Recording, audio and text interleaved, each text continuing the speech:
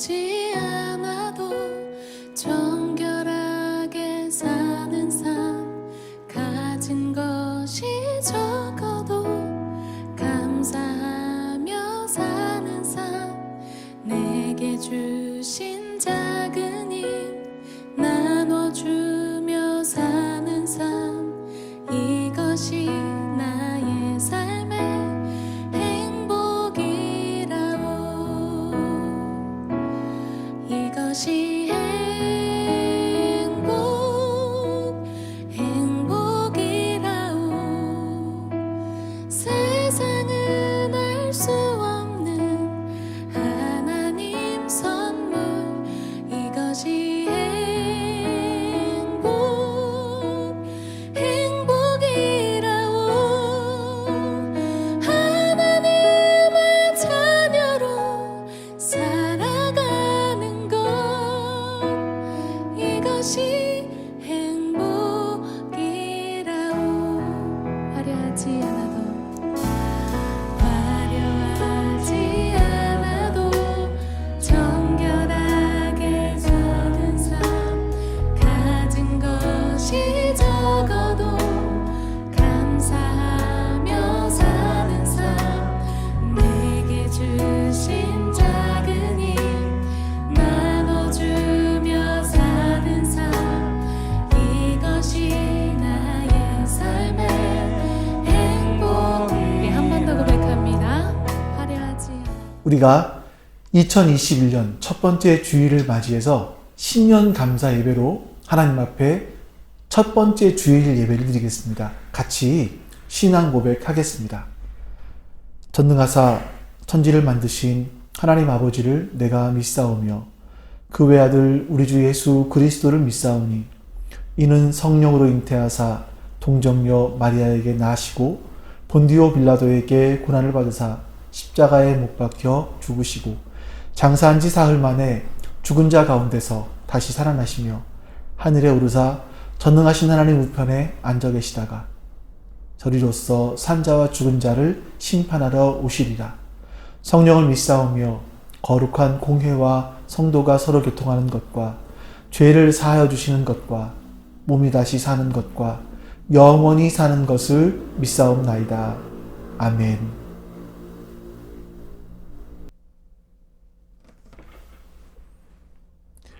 여러분, 새해 첫 번째 주일, 첫 번째 같이 부를 찬송은 행복입니다. 이 작사자가 자신이 보았던 행복을 무엇이라 말하는지 우리도 같은 마음이 되어서 같이 한번 하나님을 찬양하겠습니다. 같이 찬양합니다.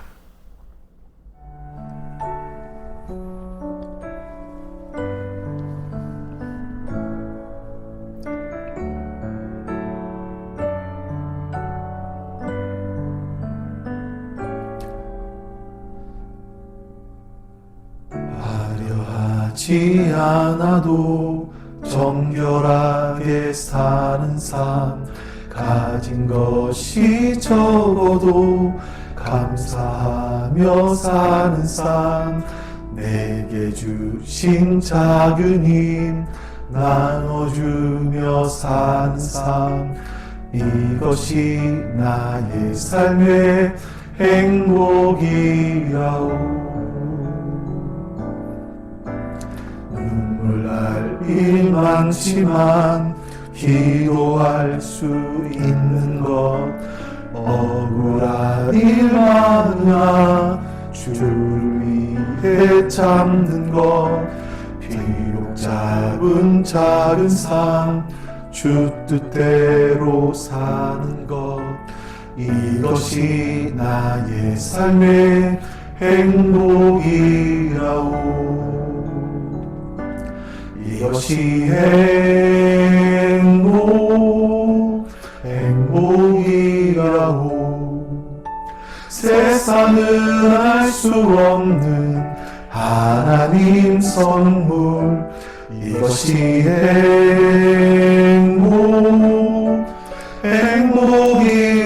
행복이라오. 하나님의 자녀로 살아가는 것, 이것이 행복이라오.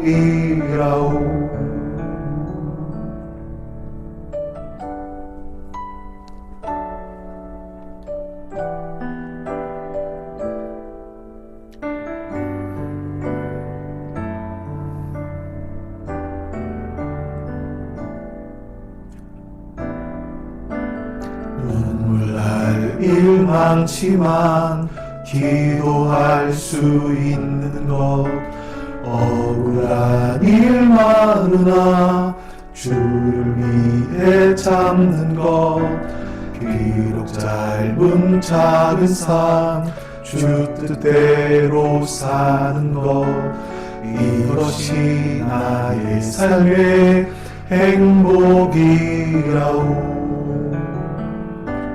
이것이 행복이라오.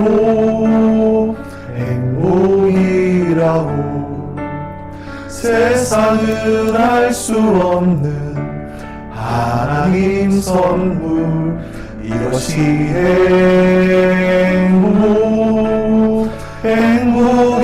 행복이라오.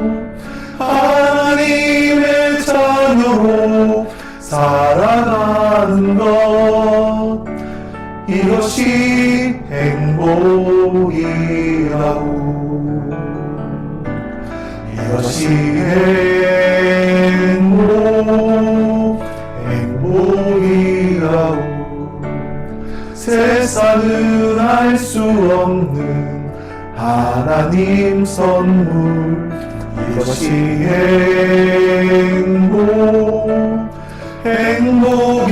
행복이라오.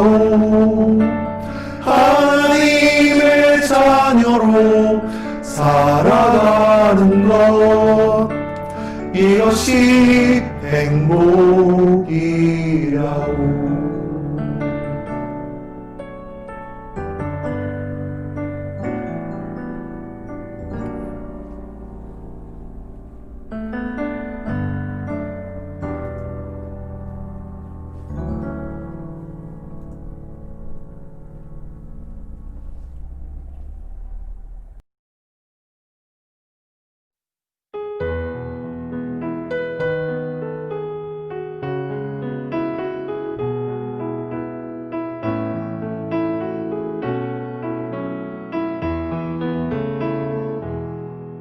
그 선한 힘에 고요히 감싸여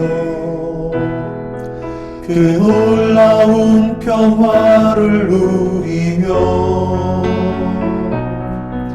나 그대들과 함께 걸어가네. 나 그대들과 한 해를 여네.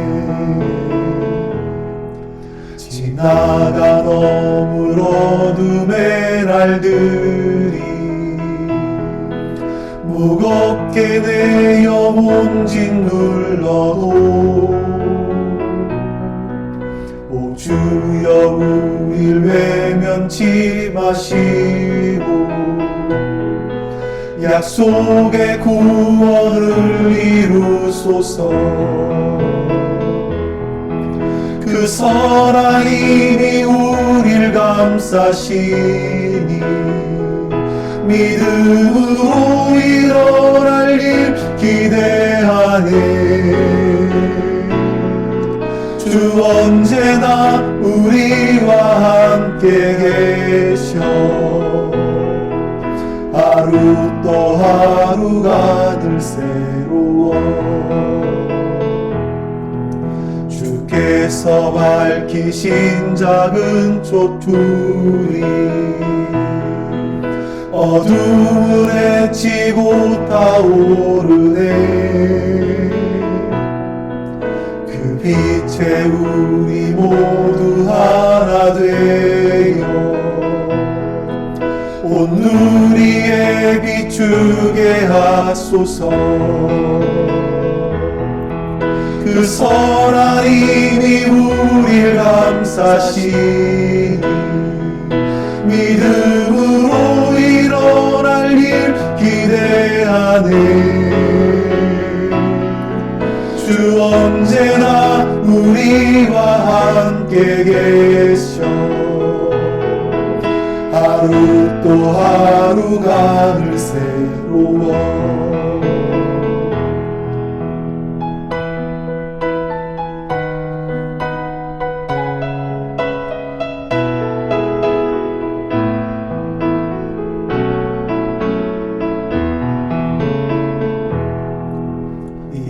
고요함이 깊이 번져갈 때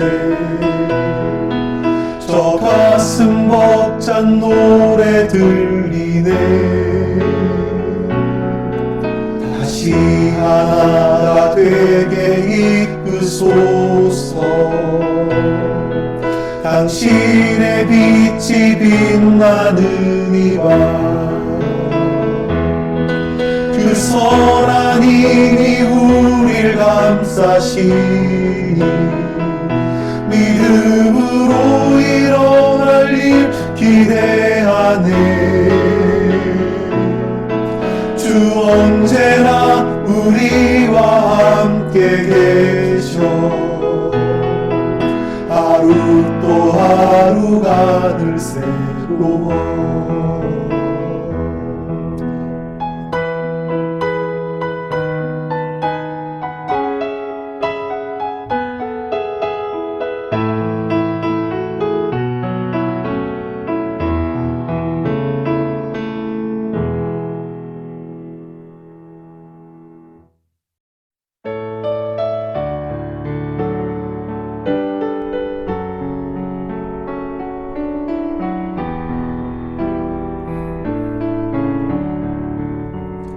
예수를 나의 구주 삼고 성령과 피로써 거듭나니 이 세상에서 내 영혼이 하늘의 영광 누리도다 이것이 나의 간증이요 이것이 나의 찬송일세 나 사는 동안 끊임없이 구주를 찬송하리로다 온전히 주께 맡긴 내 영 사랑의 음성을 듣는 중에 천사들 왕래하는 것과 하늘의 영광 노리로다 이것이 나의 간증이요 이것이 나의 찬송일세 나 사는 동안 끊임없이 구주를 찬송하리로다 주 안에 기쁨 누림으로 마음의 풍랑이 잔잔하니 세상과 나는 간못 얻고 구속한 주만 보이로다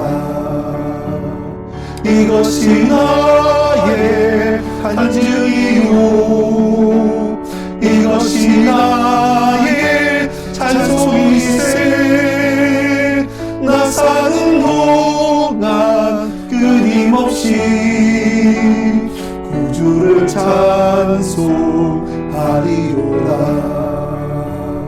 이것이 나의 간증이요 이것이 나의 찬송일세 나 사는 동안 끊임없이 구주를 찬송하리로다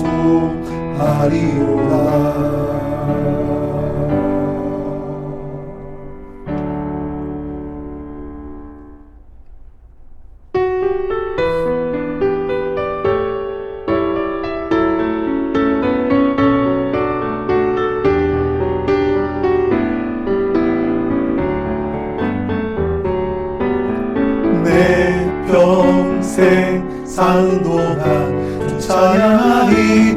여호와 하나님 내 주를 찬양하리. 주님을 묵상하니 즐거웠도다. 내 영혼 주 안에서 참 기쁘리.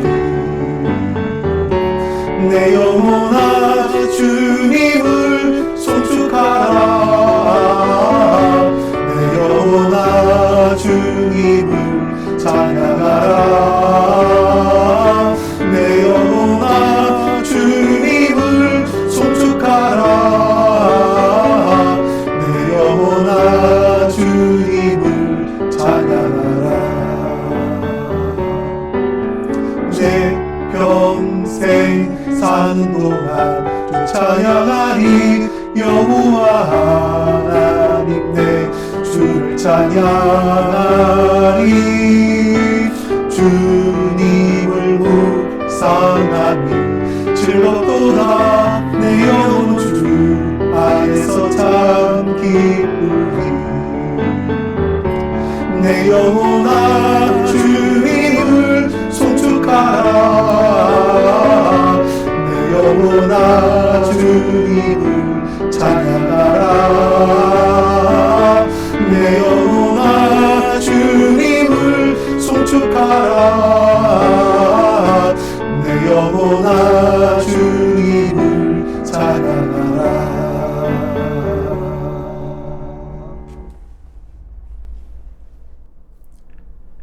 이제 우리 공동의 기도 제목을 놓고 하나님 앞에 기도하는 시간을 갖습니다. 먼저 예배를 위해서 기도하겠습니다. 우리의 모든 예배에 복을 내리시어 마음과 뜻과 정성을 다해 하나님께 예배드릴 때에 하나님의 임재하심을 체험하게 하시며 부어주시는 성령의 은혜로 어둡고 험한 세상을 넉넉히 이기며 살아가게 하소서. 아멘. 목회자와 모든 성도들이 영혼 구원을 최고로 여기는 한 믿음으로 예수님의 심장을 가지고 그리스도의 지상 명령을 위해 헌신하는 교회가 되게 하시고 지역의 복음화에 생명을 걸 만한 믿음과 용기를 주소서. 아멘. 말씀을 온전히 깨달을 수 있는 지혜의 영을 회복시키시어 어린아이부터 장년에 이르기까지 온 성도 안에 말씀 묵상이 거룩한 습관 되게 하시고 세상의 방식과 세상의 가치관으로 살고자 하는 불신에서 벗어나 하나님의 뜻과 법을 고집하며 살아가게 하소서. 아멘. 기도하기를 쉬는 죄를 범치 아니하게 하시고 하나님과의 교제를 더욱 사모하게 하시며 기도의 특권을 누리고 기도의 의무를 다하게 하시어 무너져가는 나라, 지역, 교회, 이웃, 가정을 세우는 사명을 무릎으로 감당케 하소서. 아멘. 제자훈련이 뿌리내리게 하시고 훈련생들이 가르치고 치유하고 복음을 전파했던 주님의 사역 모범을 따르게 하시되 오직 주님의 인도하심을 따라 어디든지 어느 때이든지 기쁨으로 헌신하며 쓰임받게 하옵소서. 아멘. 하나님의 거룩한 영으로 하나 되게 하시고 진실함으로 서로 섬기는 법을 알아가게 하시며 다툼과 시기와 분냄이 교회에 틈타지 못하게 하시고 거룩한 보혈로 세워진 그리스도의 몸된 교회 공동체가 주의 사랑으로 견고히 세워지게 하소서. 아멘. 여러분, 이제 우리 하나님 앞에 같이 기도하겠습니다. 우리가 살아가야 될 삶을 위해서, 그리고 오늘 드려야 될 예배를 위해서 하나님 앞에 바른 예배, 바른 삶을 살아갈 수 있게 해달라고 같이 한번 기도하는 시간을 갖습니다. 기도합니다. 하나님 감사합니다. 하나님께서 오늘도 우리에게 은혜를 주셔서 이렇게 주님을 예배할 수 있도록 도와주시니 감사합니다. 하나님, 새해 첫 번째 주일을 맞이했습니다. 이 주일이 얼마나 주 앞에 복된 시간인가 기억할 수 있도록 도와주시고 이 복된 시간에 하나님 앞에 감사함으로 예배할 수 있도록 도와주시옵소서. 하나님의 은혜가 우리 가운데 머물러 있을 수 있도록 주님 도와주시옵소서. 하나님, 우리가 하나님 앞에 어떠한 마음 자세로 예배드려야 될지, 어떠한 말씀을 듣고 어떠한 삶을 살아내야 될지 주님 기억하게 해주시옵소서. 하나님이 주시는 은혜가 우리 가운데 머물러 있기를 간절히 원합니다. 하나님, 송구 영신 예배 때 하나님께서 우리에게 주신 말씀들이 하나님께서 하나님의 뜻을 하나님께서 이루시겠지만 그럼에도 불구하고 우리가 기도해야 된다라고 말씀하셨습니다. 하나님, 우리가 이제 그런 삶을 살아갈 수 있기를 원합니다. 나의 삶 가운데 하나님의 뜻을 이루어내는 그 삶을 살기 원합니다. 하나님의 뜻을 기억하며 기도하는 삶을 살기를 원합니다. 도와주시옵소서. 또한 오늘도 하나님의 말씀을 통해서 하나님의 뜻이 무엇인지 분별코자 하오니 하나님 은혜를 베풀어 주셔서 오늘 말씀을 들으며 하나님의 뜻을 분별케 해 주시옵소서. 그리고 오늘도 하나님 앞에 예물 드린 손길들 하나님 기억하시사 저 아프리카와 필리핀에 있는 우리의 아이들에게도 하나님께서 새롭게 살아갈 수 있는 힘을 허락하여 주시고 소망을 주시옵소서. 하나님이 그들의 소망 되어 주시옵소서. 오늘의 예배를 하나님 기쁘게 받아주시길 원하며 우리 주 예수 그리스도의 이름으로 기도하옵나이다. 아멘.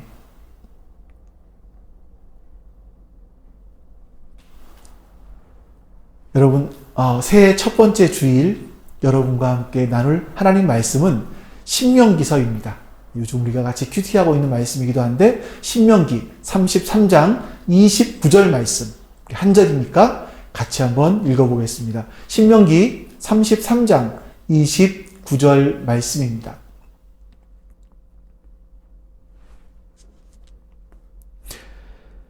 이스라엘이여, 너는 행복한 사람이로다. 여호와의 구원을 너같이 얻은 백성이 누구냐? 그는 너를 돕는 방패시오, 내 영광의 칼이시로다. 내 대적이 내게 복종하리니 내가 그들의 높은 곳을 밟으리로다. 아멘. 여러분, 하나님의 보호하심이 여러분의 삶 가운데 함께 하시기를. 그래서 올 한 해 여러분들이 생각하지 못했던 하나님의 놀라운 일들이 여러분의 삶과 또 우리 교회와 우리나라 안에 하나님께서 선물로 주시기를 정말 간절히 소망합니다. 그래서 오늘 본문의 제목처럼 우리가 행복자가 되었으면 좋겠습니다. 행복한 사람이 되었으면 좋겠습니다. 우리가 올해 제일 처음에 보았던 첫 번째 보았던 말씀은 에스겔서이고 이제 첫 번째 주일날 볼 말씀은 신명기서인데 신명기라는 단어가 신명기라는 말이 뭐냐면 신자라는 신자가요 펼칠 신자 다시 되풀이할 신자를 씁니다. 그러니까 신명이라는 게 뭐냐면 신명났다 이런 게 아니라 명령을 다시 되풀이한다 이런 뜻이에요. 그러니까 신명기는 뭐냐면 하나님의 명령을 다시 되풀이한 책이라는 뜻이 신명기 안에 있습니다. 이 모세가 신명기를 기록할 때가 언제냐면 이스라엘 백성들이 가나안 땅으로 들어가기 한 2달 전쯤에 요단강 건너편에 모압 지역에 모였습니다. 이 모압 지역에 이스라엘 사람들을 다 모아놓고 모세가 하나님께서 하신 말씀들, 계명들과 그동안 너희 조상들이 어떻게 살아왔는지에 대한 삶의 여정들을 쭉 다시 한번 반복해서 이야기하는 책이 신명기입니다. 그래서 신명기에는요, 출애굽기 내용과 레위기의 이야기들이 반복적으로 나오는 것들이 많이 있습니다.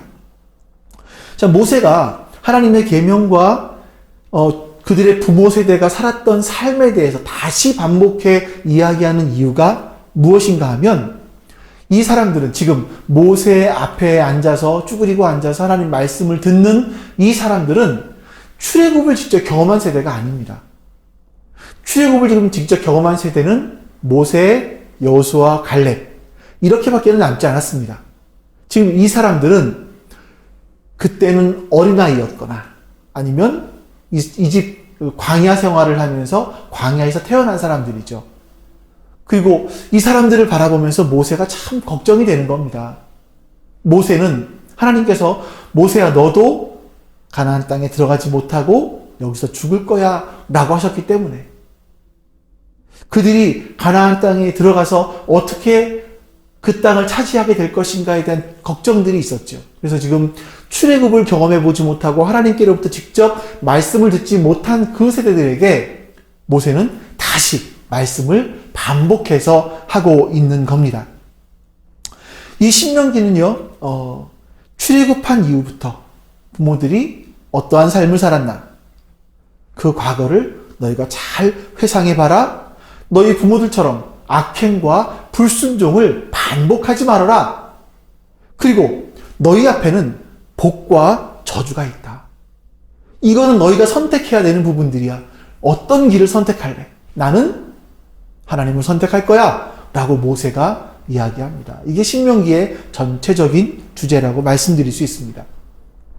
모세는 신명기를 시작하면서 가장 첫 번째 하는 이야기가 뭐냐면 바로 가데스바네아 사건입니다. 이 가데스바네아는 출애굽한 이후에 이스라엘 사람들이 드디어 가나안 입구에 도착을 했습니다.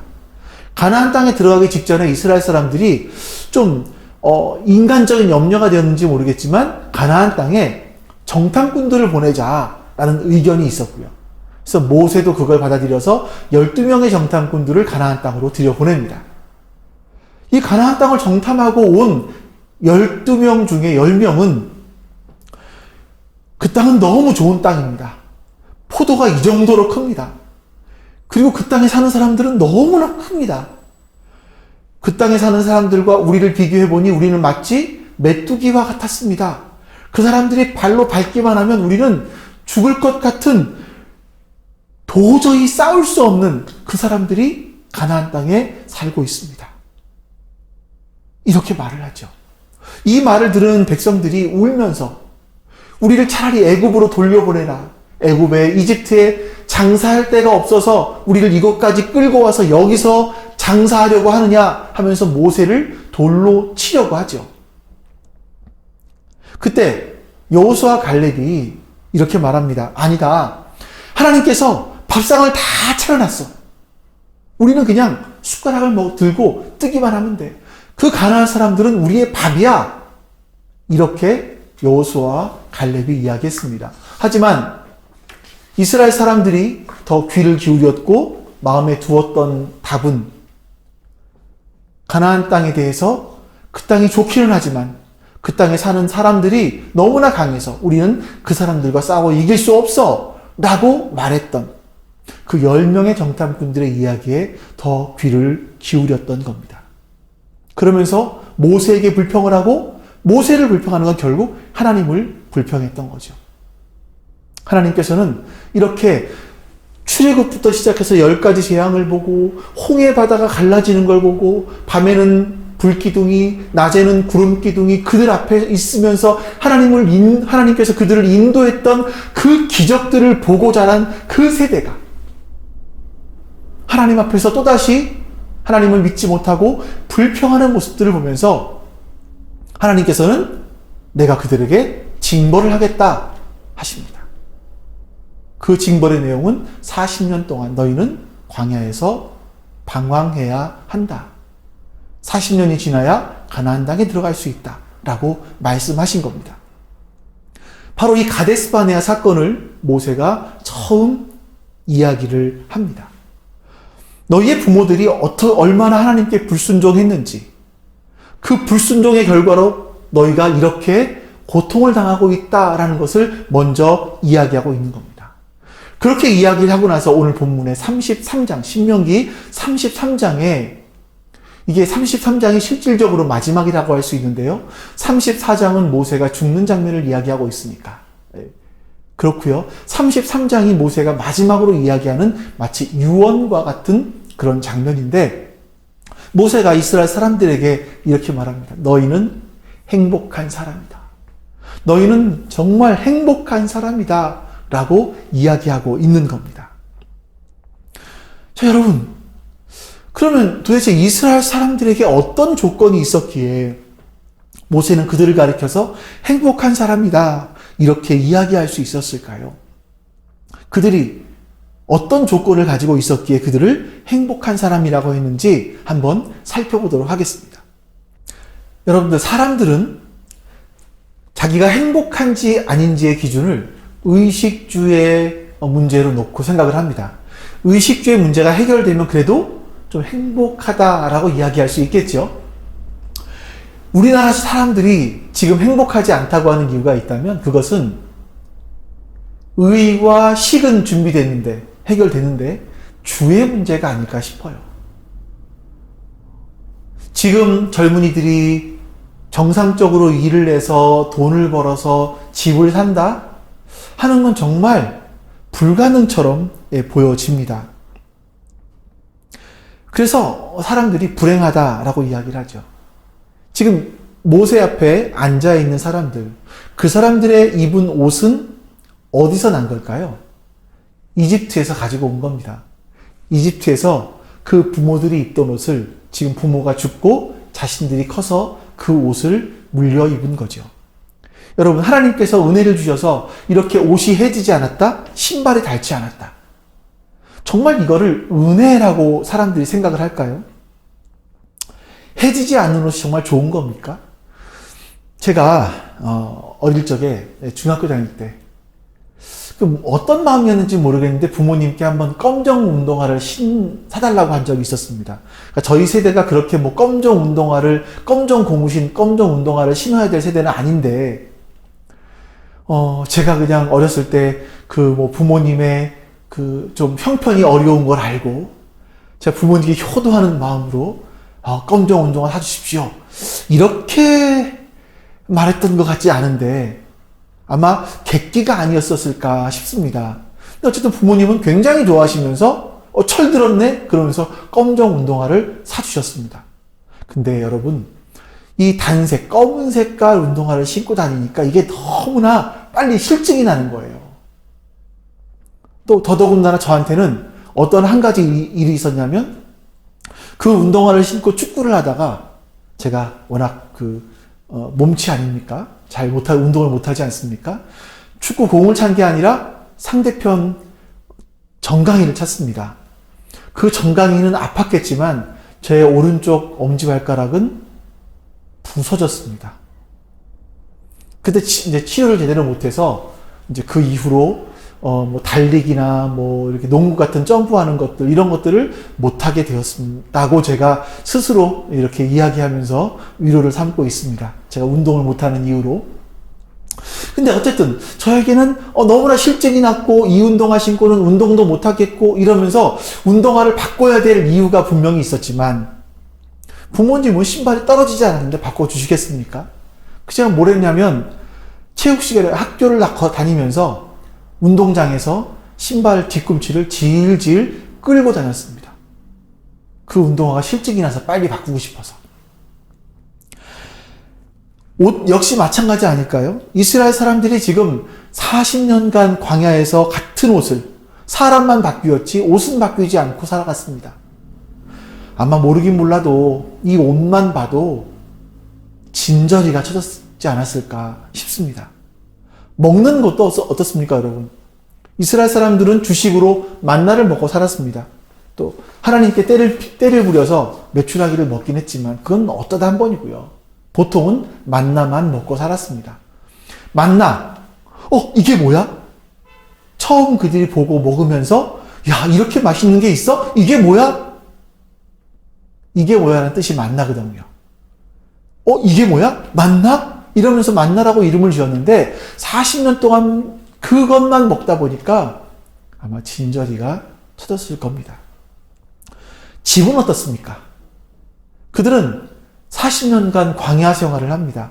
광야에서 보이는 건 돌밖에 없죠. 한 번 볼 때는 멋있지만 여러분, 매일같이 돌만 본다고 생각을 해보세요. 돌산만 본다고 생각을 해보세요. 자고 일어나면 똑같은 풍경. 질리지 않겠습니까? 사시사철 똑같은 광야, 삭막한 광야만 보고 있는 겁니다. 모세가 지금 40년 동안 같은 옷을 입고 같은 것을 먹고 같은 곳에 살고 있는 이스라엘 사람들에게 너희는 행복한 사람이다 라고 이야기합니다. 왜 그 모세는 이스라엘 사람들을 가리켜서 행복한 사람이라고 했을까요? 조금만 지나면 가나안 땅에 들어가서 행복할 거기 때문에? 아니요. 가나안 땅에 들어간다고 하면 여러분, 가나안에 살던 사람들이, 이스라엘 사람들이 들어올 때 아이고 어서 오십시오 하고 반겨줍니까? 자기는 그냥 순순히 물러나나요? 가나안 땅에 들어간다는 건 전쟁을 해야 된다는 얘기입니다. 그 땅을 차지하기 위해서는 전쟁을 해야 된다는 얘기예요. 전쟁을 하면 사람들이 죽을 수도 있지 않습니까? 그러니까 그들이 조금 있으면 너희가 좋은 땅에 살기 때문에 행복하다. 이런 것도 아니었습니다. 그러면 도대체 모세가 말했던 행복한 사람이라는 이유가 뭐겠습니까? 지금 입는 거, 먹는 거, 사는 거, 또는 미래까지도 불확실한 이스라엘 사람들에게 행복하다고 말한 이유가 뭐겠습니까? 본문 29절 말씀인데 다시 한번 읽어보시죠. 29절 같이 읽습니다. 이스라엘이여, 너는 행복한 사람이로다. 여호와의 구원을 너같이 얻은 백성이 누구냐? 그는 너를 돕는 방패시요 또 영광의 칼이시로다. 내 대적이 내게 복종하리니 내가 그들의 높은 곳을 밟으리로다. 아멘. 자, 이 말씀에서 하나님께서 모세가 너희는 정말 행복한 사람이다 라고 말하고 있는 이유가 뭡니까? 여호와의 구원을 너희같이 얻은 백성이 없기 때문이다 라고 얘기합니다. 그렇기 때문에 너희는 행복한 사람이라고 하는 겁니다. 우리를 구원하신 하나님께서 우리의 돕는 방패가 되시고 영광의 칼이 되시기 때문에 우리가 행복하다라고 말하고 있는 겁니다. 여러분, 모세는 지금 이스라엘 백성들이 구원받은 것을 놓고 행복하다라고 말하는데, 여러분, 구원받으니까 정말 행복하시던가요? 하나님께서 나의 방패가 되신다고 생각하면, 나의 영광의 칼이 되신다고 생각을 하면 정말 여러분 행복한가요? 우리가 좀 요즘에 찐 행복이라는 얘기도 하는데, 진짜 찐 행복을 느낄 때가 언제입니까? 제가 간혹 가다가 그 도시여부라고 하죠. 그런 프로그램을 어쩌다 보는 적이 있습니다. 그냥 뭐 밥 먹다가 앉아서 TV를 볼 때가 있었는데, 그 도시여부에 보면 연예인들이 몇 명이 뭐 배를 타거나 아니면 낚시하는 곳에 가서 낚시를 하죠. 근데 그 사람들이 정말 행복해할 때가 있었습니다. 특히나 이덕화 씨, 이경규 씨 이런 분들이 진짜 행복해할 때가 있었습니다. 그때가 언제인지 아십니까? 옆 사람이 엄청나게 큰 대어를 잡으면, 큰 물고기를 잡으면 행복할까요? 아니요. 그 물고기를 잡아서 막 열심히 해서 끌어올립니다. 눈앞에 물고기가 막 보여요. 와, 사람들이 깜짝 놀랍니다. 그럴 때 줄이 딱 끊어지면 이덕화 씨가 옆에서 그렇게 행복해 할 수가 없어요. 이경규 씨는요, 막 고개를 숙이고 웃습니다. 마치 사람들은 이런 것 같아요. 남의 불행이 나의 행복처럼 여겨지는 것이 아닌가 하는 생각들이 듭니다. 너는 잘 되고 나는 잘 안 됐고, 이 어떤 비교하는 그런 마음이겠죠. 내 친구는 50평짜리 집에 살아요. 근데 나는 15평짜리 집에 삽니다. 내 친구는 그 비싼 헝가리에서 가지고 온 거위 앞가슴 털 옷을 입고 사는데, 나는 맨날 카시미롱 솜 옷만 입고 살아가면 비교하다 보니까 남들보다 나는 불행하다라는 생각이 들지요.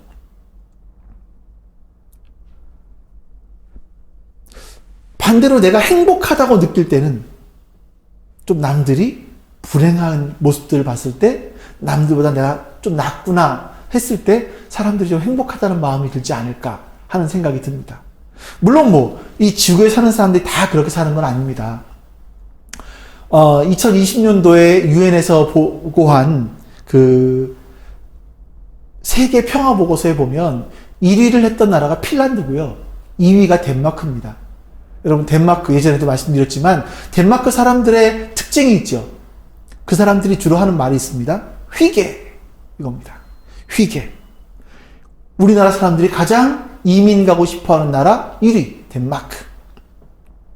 하지만 이 덴마크는요, 살기가 좋지 않습니다. 물가가 굉장히 높죠. 지하철 한 번 타는데 5,000원 정도 하고요. 점심 식사 한 끼 먹는데 보통 2만 원에서 2만 5천 원 정도 한다고 합니다. 엄청 비싸죠. 세금을요, 사람들이 100만 원을 받으면 48만 1,000원을 세금으로 떼어가요. 48.1%를 세금으로 떼어갑니다. 세금도 굉장히 많습니다. 물론 이 떼어간 세금들을 가지고 복지 혜택을 주게 됩니다. 일을 못하는 사람들, 이런 사람들에게 복지 혜택을 주기도 하죠. 그뿐만이 아닙니다. 덴마크는요, 여러분들 풍차의 나라 아니겠습니까? 풍차의 나라라는 것은 그만큼 바람이 세다라는 얘기고요. 또 바다보다 땅이 좀 낮아서 언제든지 그 바닷물이 침범할 수 있는 위기가 있고요. 여름철 평균 기온은 한 17도 되는, 별로 그렇게 기후가 워낙 좋지 않은 그런 나라입니다.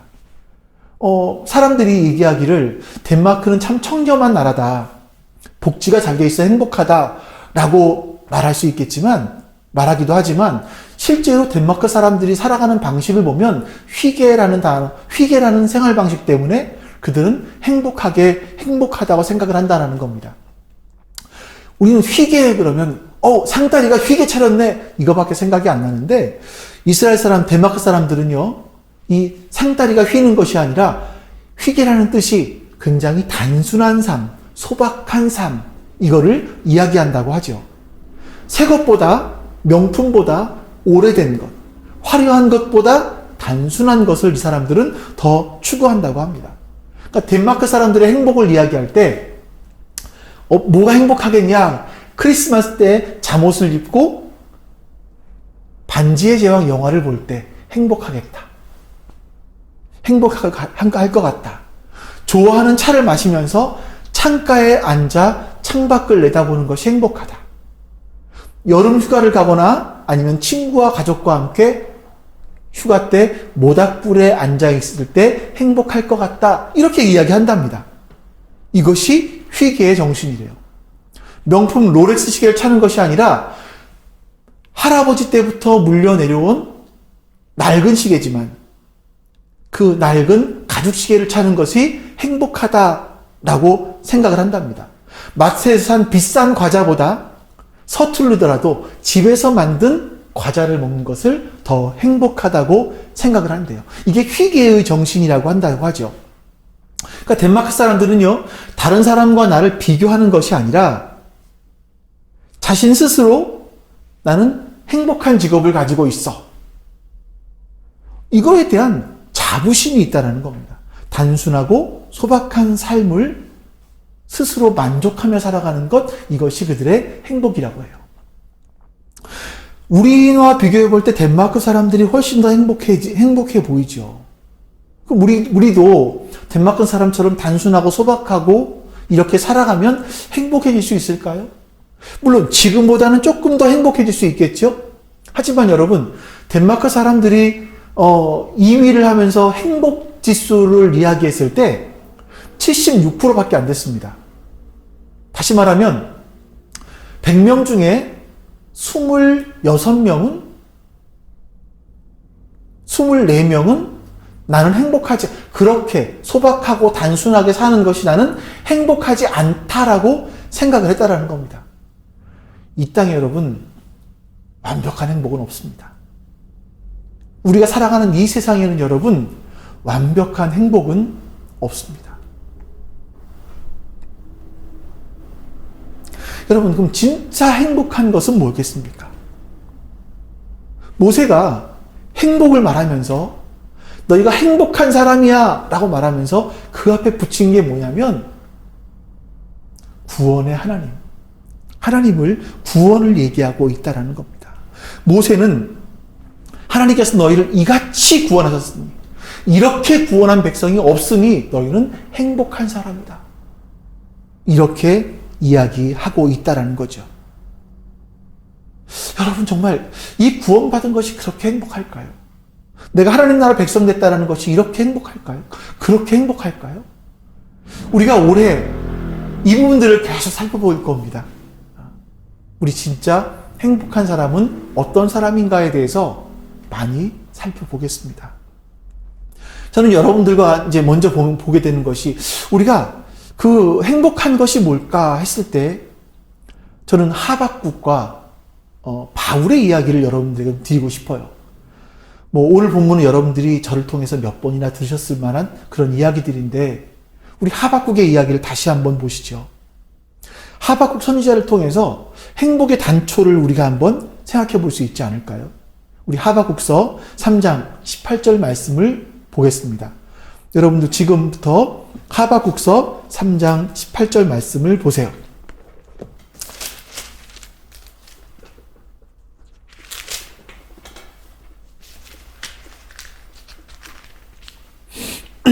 제 성경으로는 1304쪽입니다. 이 말씀 펴놓고 같이 읽습니다. 18절 말씀. 나는 여호와로 말미암아 기뻐하며 나의 구원의 하나님으로 말미암아 기뻐하리로다. 하박국 선지자가 여호와 하나님으로 말미암아 기뻐한다라고 이렇게 이야기하고 있습니다. 구원의 하나님으로 말미암아 기뻐한다 이렇게 말하고 있습니다. 자, 그럼 여러분, 하박국에게 무슨 좋은 일이 있었기 때문에 기뻐할 수 있었을까요? 무엇 때문에 즐거워한다고 말했을까요? 어떤 환경에 있었기에, 그에게 의식주의 문제가 어떻게 해결되었기에 그는 기쁘다고 말할 수 있었을까요? 우리 조금 앞에 나가서 16절 말씀을 같이 읽어보죠. 이 모든 것을 들으니 내 몸이 떨립니다. 다시요. 제 성경, 저는 지금 쉬운 성경으로 봤는데 여러분 다시 보겠습니다. 내가 들었으므로 내 창자가 흔들렸고 그 목소리로 말미암아 내 입술이 떨렸도다. 무리가 우리를 치러 올라오는 환난 날을 내가 기다림으로 썩이는 것이 내 뼈에 들어왔으며 내 몸은 내 처소에서 떨리는도다. 하박국이 이렇게 말합니다. 내가 들었으므로. 선지자는 하나님의 선민인 유대 백성들이 범죄함으로 말미암아 갈대아 사람들을 통해서 하나님이 이스라엘 사람들을 심판하실 것에 대한 말씀들을 들었습니다. 하나님께서 이스라엘 사람들을 멸망시키실 것에 대한 말씀을 하박국 선지자가 들었습니다. 자기 민족이 망할 것이라는 소식을 들었는데 여러분 기뻤겠습니까? 가슴이 아프죠. 자기 민족에게 피비린내 나는 사륙의 현장들을 그들이 당할 것이라고 말하는데 여러분 기뻤겠습니까? 그래서 입술이 떨리는 겁니다. 갈대아 사람들이 자기 민족을 치러 올라오는 날을 자신이 알고 있었기 때문에 마치 뼈가 썩어가는 것 같은 고통을 느낀다라고 하박국은 이야기합니다.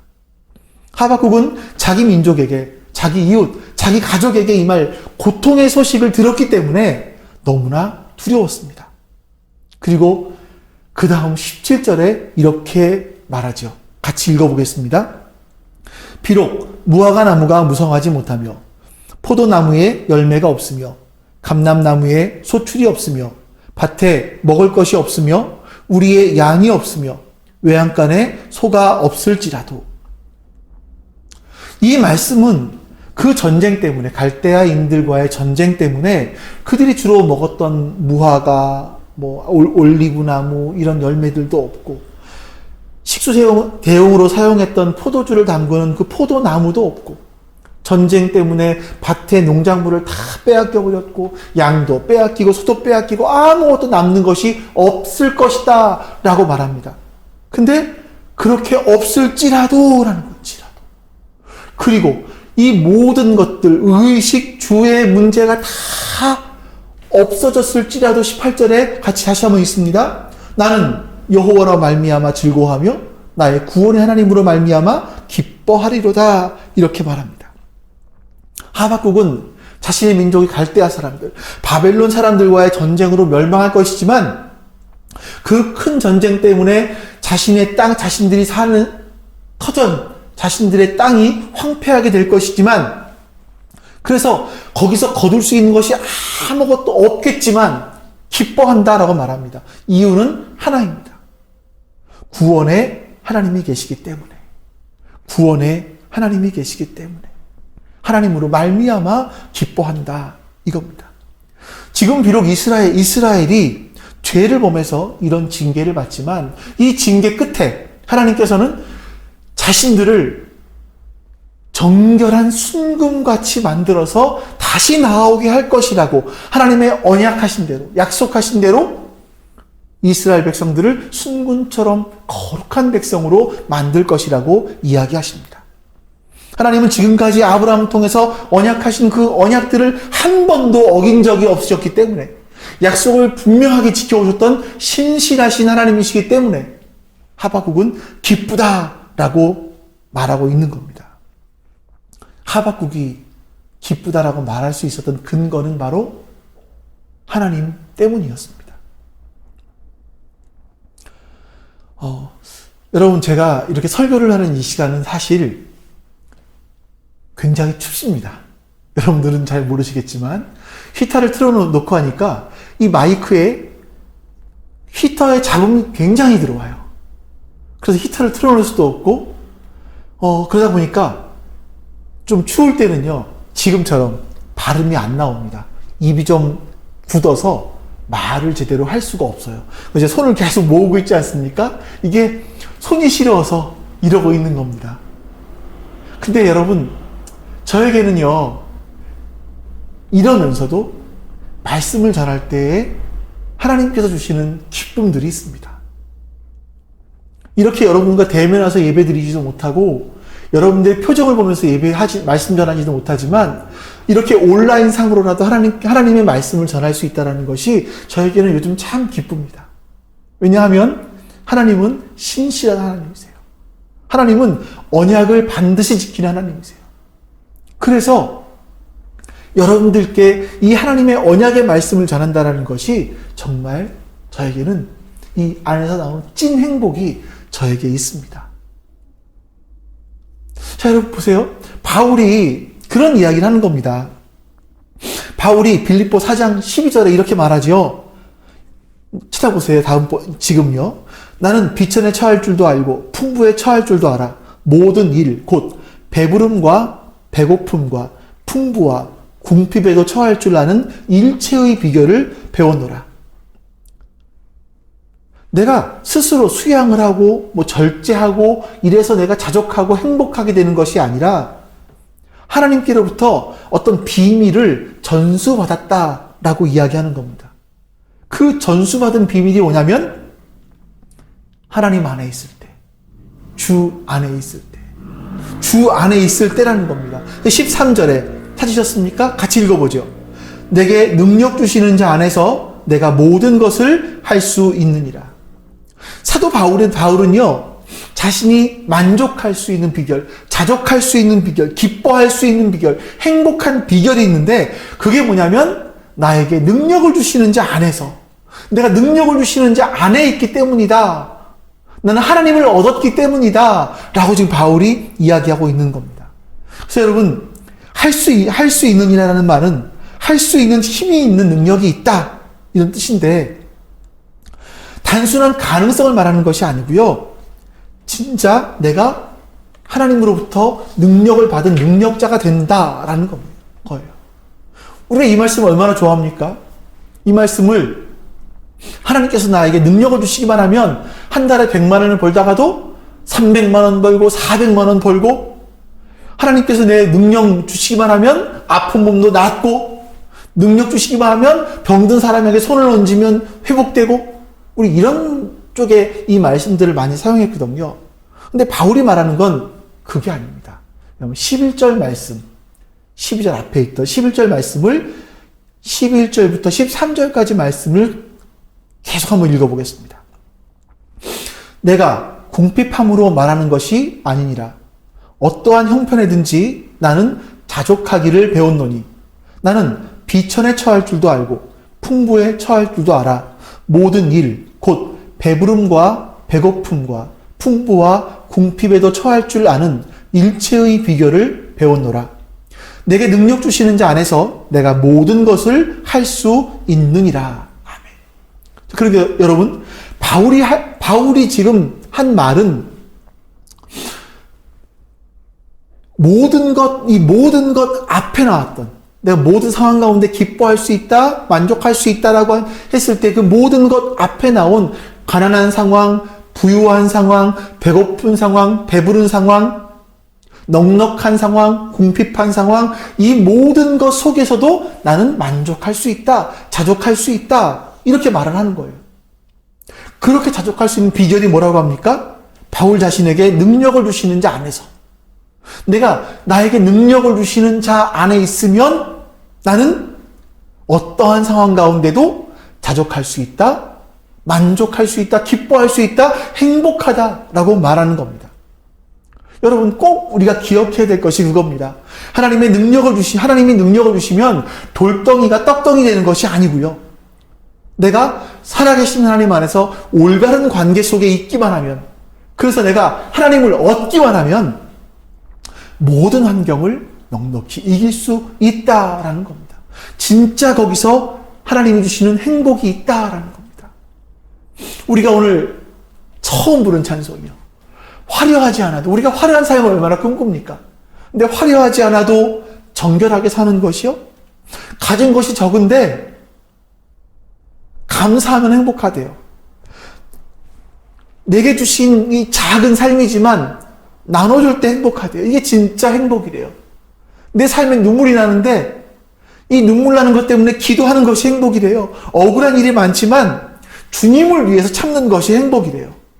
내가 짧은 삶이지만 주 뜻대로 살아가는 것, 이것이 행복이라고 이 작사자가 이야기합니다. 우리도 한번 그런 행복 누려봐야 되지 않겠습니까? 언제까지 옆집 사람과 비교하면서 저 사람은 있고 내가 없으므로 나는 불행해라고 하시겠습니까? 저 사람은 이루었는데 나는 못 이루었기 때문에 불행하다고 하시겠습니까? 우리가 하나님 나라를 생각하고 하나님 나라 백성이라는 걸 생각하고 내가 구원받은 그 기쁨이 얼마나 큰지 우리가 그걸 한번 마음에 두고 살아봐야 되지 않겠습니까? 그 기쁨을 누려봐야 되지 않겠습니까? 바울은 그리스도 안에서 자기를 향하신 하나님의 사랑을 기억했고, 바울 자신도 하나님을 뜨겁게 사랑하면서 하나님과 교통하고 있었기 때문에 행복하다, 그런 자족의 능력을 배울 수 있었다라고 말합니다. 여러분, 세상에 어떤 것도 우리에게 행복을 주지는 못합니다.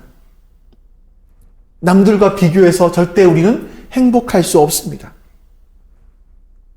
그러나 우리의 진짜 행복은 우리같이 구원받은 사람들이 없기 때문입니다.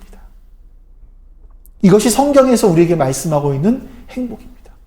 저는 2021년을 우리가 시작하면서, 열면서 이런 진짜 행복, 찐 행복을 여러분들과 함께 누렸으면 좋겠습니다.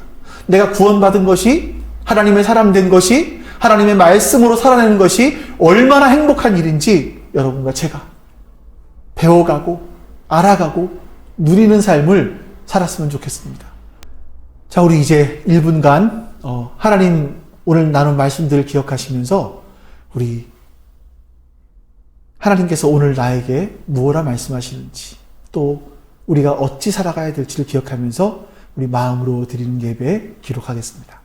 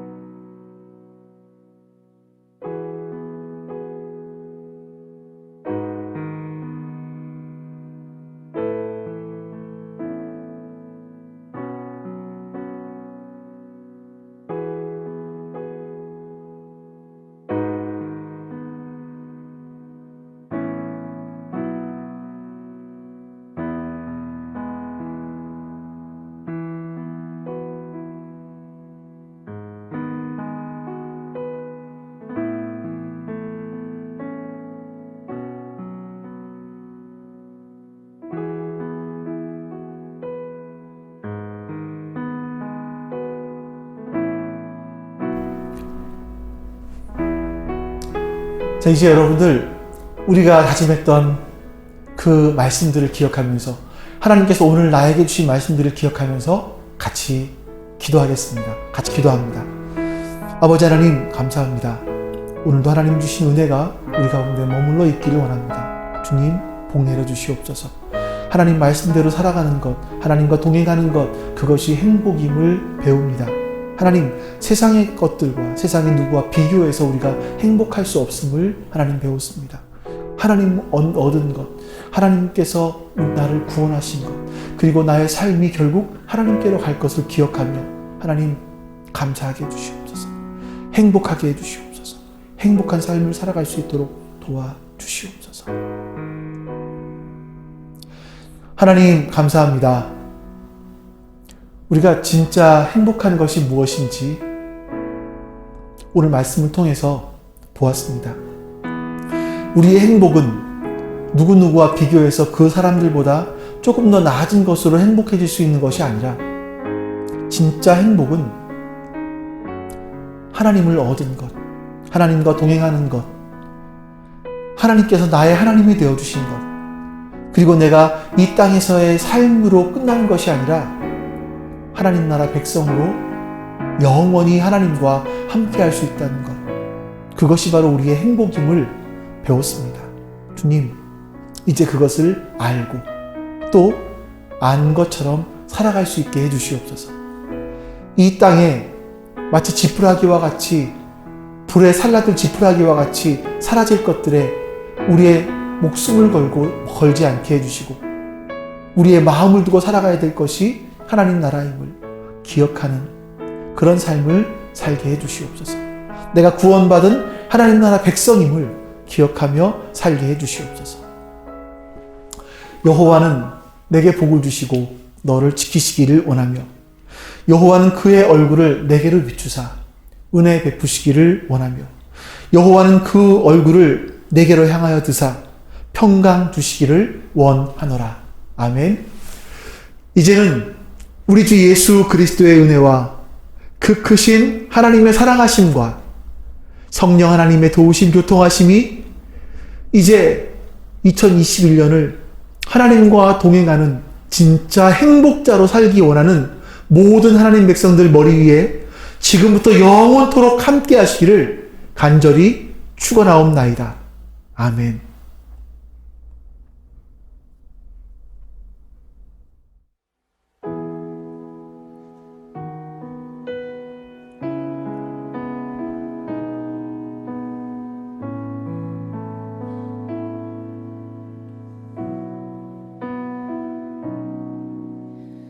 화려하지 않아도 정결하게 사는 삶, 가진 것이 적어도 감사하며 사는 삶, 내게 주신 작은 힘 나눠주며 사는 삶, 이것이 나의 삶의 행복이라오. 이것이